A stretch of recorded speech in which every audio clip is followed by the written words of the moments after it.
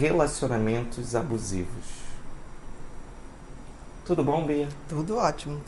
Quando eu trouxe esse tema para conversar um pouco com você, e a gente já falou sobre relacionamento tóxico, mas eu estou falando porque muitas pessoas elas associam um relacionamento abusivo somente numa relação afetiva, amorosa. Mas essas relações, e aí eu quero passar por algumas etapas. Na relação amorosa, na relação familiar, que às vezes acontece muito isso. Né? Não só na familiar, não só nos relacionamentos afetivos, mas também nas relações de trabalho, nas relações de amizade. Quer dizer, onde houver relações mais próximas, íntimas, né? Não necessariamente íntimas, mas mais próximas, porque às vezes você não tem intimidade com quem você trabalha, mas você, por trabalhar muitas horas, você tem um convívio mais intenso. Pode haver abuso, né, nesse sentido. Ou então uma hierarquia, né, onde se propõe uma hierarquia, também pode haver abuso. Então, começando no relacionamento abusivo mais afetivo, né? Porque a gente observa, as pessoas apanham, passa por humilhações e elas não conseguem sair de dentro dessa relação. Porque a gente tem que ver que o abusador, em geral, são pessoas que vão maquiavelicamente fazendo com que o outro se sinta nada, né? Então, às vezes, nunca bateu, às vezes nunca falou uma coisa em público agressivamente ou xingou, mas vai fazendo aquela coisa lentamente de denegrir o outro, do tipo assim, essa roupa que você usa...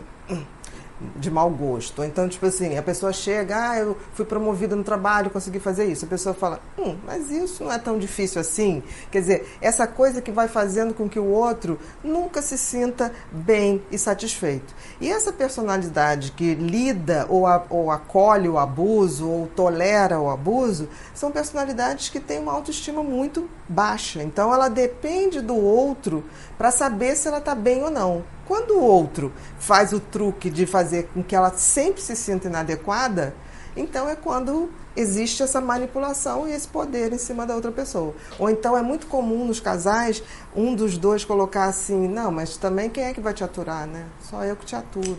Agora, quem é que vai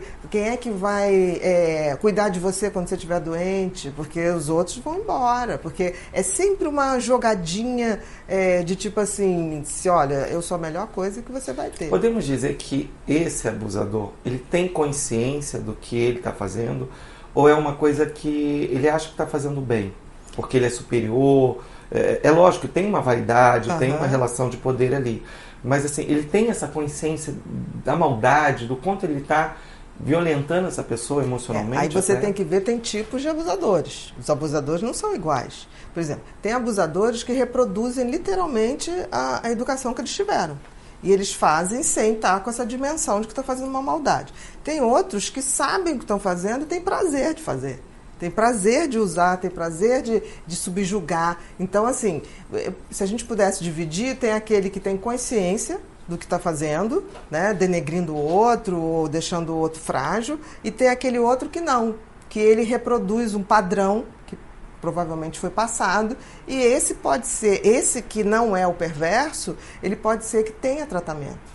Talvez seja até a maioria, né? Porque ele consiga ver que ele está reproduzindo um padrão que não tem necessidade de ter. Mas, em geral, os abusadores que têm essa consciência e têm prazer com isso, é bem complicado. Esse ciclo de que você está passando, e às vezes você tem a consciência que chega até às vias de fato, uma agressão, e você... é a carência, né? Eu posso colocar até um pouco como carência. Ele vai melhorar, foi um estado de ciúme porque ele me ama demais. Eu acho que não é só a carência, porque a carência faz você pegar isso de primeira mão sem dar uma olhadinha. Mas depois, para manter isso, não basta a carência. Você tem que ter uma autopercepção que você não é merecedora de nada. Então, e que tudo que aquela pessoa está falando é verdade. Se você parte do pressuposto que você se veste mal, tudo que você fala é besteira, como o outro insinua, tudo que você faz não é bom o suficiente. Aí não é só carência, é uma autopercepção muito ruim. Então você acaba realmente acreditando que aquela pessoa é maravilhosa e que está te dando toques né, cuidando de você, e que te quer bem. Você pode confundir isso com amor.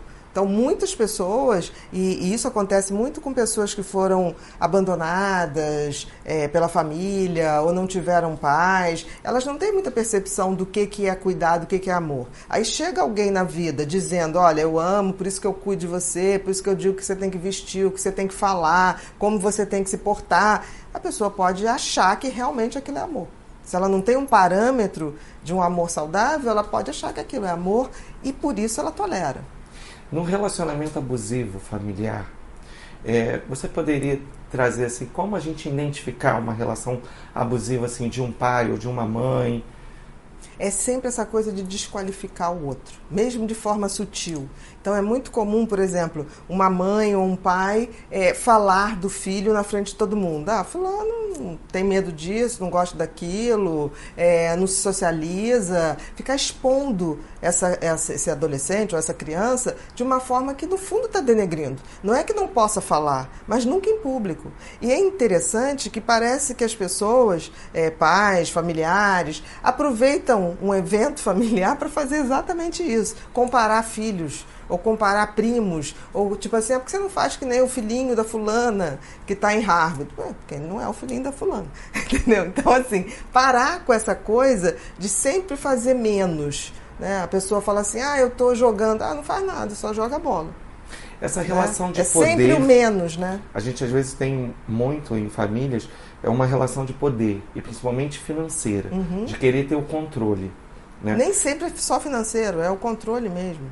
Porque quando vem junto com o financeiro, aí é muito ruim, porque a pessoa valida esse controle porque banca. Mas, às vezes, o controle vem ao contrário. Tem mulheres que têm dinheiro, sustentam o cara e, mesmo assim, é ele que dá o controle de tudo. Nem sempre. Quando junta o controle e o poder financeiro, o controle fica muito mais forte. E quando você falou sobre a relação abusiva no trabalho, né? Assim... É uma relação de poder do chefe ou do próprio colega? Como que é isso? É porque Tanto identificou pode ser, alguma coisa? Em geral, é do chefe para os funcionários, mas pode ser entre os funcionários também. E também pode ser, hoje já é considerado, aí daria a coisa do assédio moral, né? Do próprio funcionário para o chefe. Porque tem funcionários que falam mal do chefe pelas costas, com os outros colegas. Né? Denegrindo a imagem, colocando, fala isso, mas em casa deve apanhar da mulher. Tenta fazer uma manipulaçãozinha. Óbvio. Né? A gente sabe hoje que o assédio moral, porque antigamente se dizia que o assédio moral, que é esse exercício de poder no trabalho, era definido só de cima para baixo, era do chefe para o funcionário. Hoje a gente sabe que é do chefe para o funcionário, entre os funcionários e do funcionário para o chefe também ocorre. Porque quando você vai denegrir a imagem de alguém, não importa para onde você está fazendo isso. É um assédio moral. E tudo isso se baseia dentro de relações abusivas. Sempre. Por exemplo, se você tem uma relação no trabalho e o teu chefe sempre te critica, quer dizer, você não tem um elogio e sempre as críticas são em público, né? E eu costumo dizer o seguinte, as críticas podem ser feitas, mas vamos fazer em particular, não precisa ser público, né? Agora, os elogios vamos fazer em público, não tem problema nenhum, entendeu? Então, agora, se você começa dentro de um trabalho, o outro está sempre errado, ele nunca faz do jeito que você colocou, nunca é o resultado que era previsto, isso é um assédio, isso é um abuso. Você poderia dizer assim que pessoas que passam por abuso já na adolescência, eles se não cuidar disso, se não tratar desse trauma, né, digamos assim, ele pode se tornar um abusador, reproduzir isso com outras pessoas no futuro? Olha, isso é um debate muito aberto. Aí eu vou falar da questão do abuso sexual mesmo, né? Porque se tinha essa teoria que a criança que era abusada sexualmente, né, por pedófilos, ele acabava virando um pedófilo.